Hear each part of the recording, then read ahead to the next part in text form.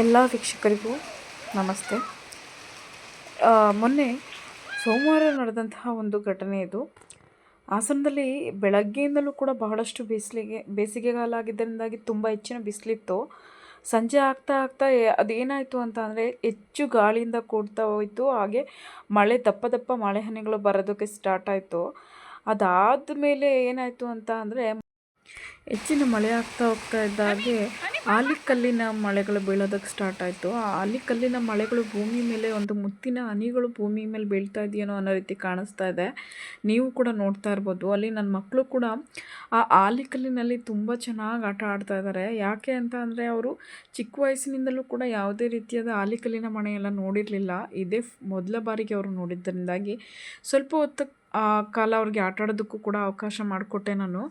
ನೋಡ್ತಾ ಇರ್ಬೋದು ಹೇಗೆ ಬೀಳ್ತಾ ಇದೆ ಆಕಾಶದಿಂದ ಮಳೆಗಳ ಒಂದು ಆಲಿಕಲ್ಲಿನ ಮಳೆ ಅಂತ ಹೇಳ್ಬೋದು. ನೋಡೋದಕ್ಕೆ ತುಂಬ ಚೆನ್ನಾಗಿ ಕಾಣಿಸ್ತಾ ಇತ್ತು.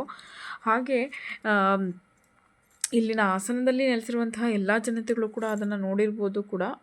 ಈ ರೀತಿಯಾದಂಥ ಆಲಿಕಲ್ಲು ಈ ಸ್ಥಳದಲ್ಲಿ ಮಾತ್ರ ಅಲ್ಲ, ಹಾಸನದ ಬಹಳಷ್ಟು ಕಡೆಗಳಲ್ಲಿ ಆಲಿಕಲ್ಲಿನ ಮಳೆ ನಡೆದಿದೆ. ಹಾಗೆ ಅಷ್ಟೇ ಅಲ್ಲದೆ ಅಲ್ಲಿ ಇದಕ್ಕಿಂತ ಹೆಚ್ಚಿನ ಗಾತ್ರದಲ್ಲಿ ಆಲಿಕಲ್ಲು ಬಿದ್ದಿರೋದನ್ನು ನಾವು ಕೂಡ ಕಾಣ್ಬೋದಾಗಿದೆ. ಒಂದು ರೀತಿ ಮಕ್ಕಳು ಆಟ ಆಡ್ತಾ ಇರೋದನ್ನು ನೋಡ್ತಿದ್ರೆ ನಾವು ಚಿಕ್ಕ ಮಕ್ಕಳಾಗಿದ್ದಿದ್ರೆ ಅವ್ರ ಜೊತೆ ನಾವು ಆ ಒಂದು ಬಾಲ್ಯದ ದಿನಗಳು ನನಗೆ ತುಂಬ ಚೆನ್ನಾಗಿ ಜ್ಞಾಪಕಕ್ಕೆ ಬರ್ತಾ ಇದೆ. ಹಿಂದೆ ಹೇಳ್ತಾ ಇದ್ರು ಆಲಿಕಲ್ಲನ್ನು ತಿನ್ನೋದ್ರಿಂದ ಕಣ್ಣಿಗೆ ತುಂಬ ಒಳ್ಳೆಯದು ಅಂತ. ಅದೆಷ್ಟು ರೀತಿ ವೈಜ್ಞಾನಿಕವಾಗಿ ಸರಿನೋ ಗೊತ್ತಿಲ್ಲ ನನಗೆ. ಆದರೆ ಇಲ್ಲಿ ನನ್ನ ಮಕ್ಕಳುಗಳು ಕೂಡ ಆಟ ಆಡಿಕೊಂಡು ಅದನ್ನು ತಿನ್ನೋದು, ಆಟ ಆಡೋದು, ಶೇಖರಣೆ ಮಾಡ್ಕೊಳ್ಳೋದು, ಇದನ್ನೆಲ್ಲ ತುಂಬ ಚೆನ್ನಾಗಿ ಆಟ ಆಡಿ ಎಂಜಾಯ್ ಮಾಡಿದ್ರು. ಧನ್ಯವಾದಗಳು ವೀಕ್ಷಕರೇ.